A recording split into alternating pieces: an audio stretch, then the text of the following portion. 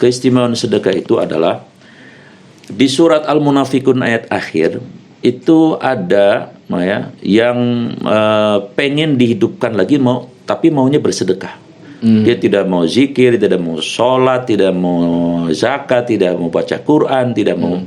Jadi di ayatnya bunyinya laula akhartani ila ajalin qarib fa asaddaqo wa aku minas sholihin. Pengen sedekah ya. Kira-kira gampangnya begini. Ya Allah, jangan matikan saya sekarang. Tundalah ya.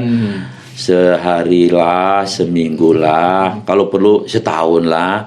Jangan sekarang saya mati gitu.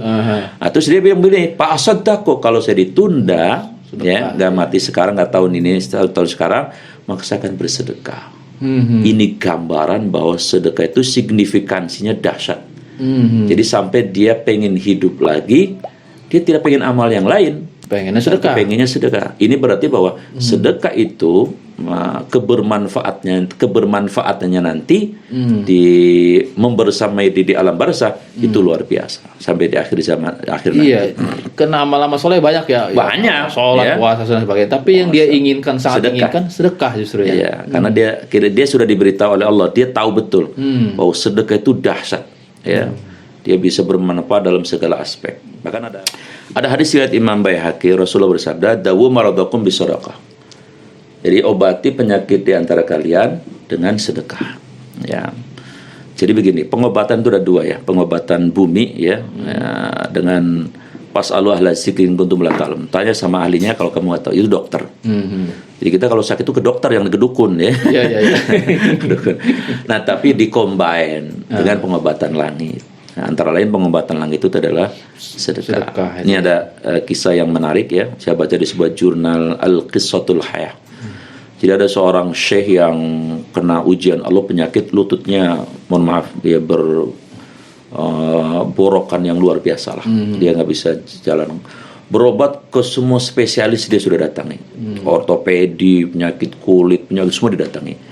Tapi belum Allah sembuhkan. Akhirnya ada seorang ulama yang menasihati, Pak, cobalah Bapak ya, cari tempat yang belum ada sumur katanya. Terus Bapak beli sumur itu, ya, sumurnya diikhlaskan untuk warga yang membutuhkan. Akhirnya anak-anaknya membackup dia, kemudian betul direalisasikan. Dia membeli sumur, mengusahakan sumur, kemudian sumur itu disedekahkan, diikhlaskan untuk warga masyarakat, dan akhirnya subhanallah nggak nyampe 1 bulan Bang Adi, itu dengan izin Allah sembuh total, bayangin. Coba itu. Padahal tadi ya semua dokter spesies. Jadi metode bumi nggak mempan ya di depannya ya. Bukan nggak mempan, Allah nggak izinin ya, belum izinin. Betul. Tapi dengan metode sedekah itu luar biasa. Ya, kata Nabi, tidak akan berkurang ya harta yang disedekahkan. Kemudian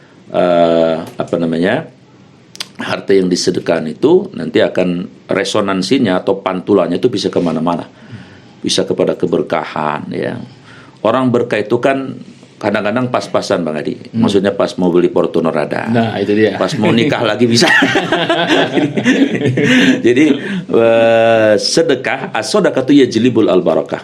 Jadi siapa yang ingin hidupnya berkah, jangan jauh-jauh dari sedekah.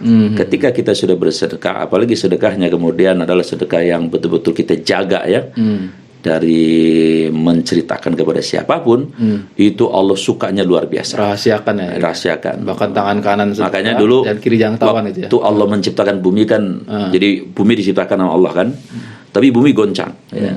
Lalu kata Allah, ambil gunung, tancapkan ke bumi. Maka ditancapkan ke bumi. Bumi itu kemudian menjadi stabil. Makanya gunung itu adalah pasak. Nah malaikat nanya, ya Allah, itu hebat amat si gunung katanya. Bumi yang tadi bergetar kok bisa jadi stabil gitu. Ada nggak yang lebih hebat dari gunung? Kata malaikat. Kata Allah, ada. Apa itu? Al-hadid, ya, besi. Ya, kita lihat di Cilegon kan, Krakatau Steel. Oh ya, baja itu kan. Tuh gunung sekeras apapun kalau pakai baja itu kan porak-porak nggak hancur. Malaikat nanya lagi, ada nggak yang lebih hebat dari besi? Ya Allah, ada, kata Allah, yaitu an-nar, api. maka besi akan bisa dilumerkan oleh api. Lalu malaikat nanya lagi, ada nggak yang lebih hebat dari api? Ada, katanya. Apa itu? Al-miyah, air. Seberapa hebatnya api kalau disiramnya padam juga kan? Parem kata orang Sunda ya. Nah, ketika sudah parem, malaikat nanya lagi, ada nggak yang lebih hebat dari air? Kata Allah, ada. Apa itu? Ar-riyah, itu angin. Ya, kan hujan itu kan dimain-mainkan sama angin, sebetulnya itu air di sana dipindahkan gitu. Ya, diporak-porandakan oleh angin, atau angin lisus, angin tornado dan sebagainya, itu luar biasa. Nanti yang terakhir, malaikat, ada yang lebih hebat dari angin ya Allah? Ada. Kata Allah, siapa? Orang yang beri dengan tangan kanan ketika sedekah, tapi tangan kirinya nggak tahu. Nah, itu resonansinya tadi saya bilang, efeknya kalau ada yang model seperti itu, sedekah itu luar biasa. Itu bisa kemana-mana. Itu seperti dia terus dikawal oleh para malaikat.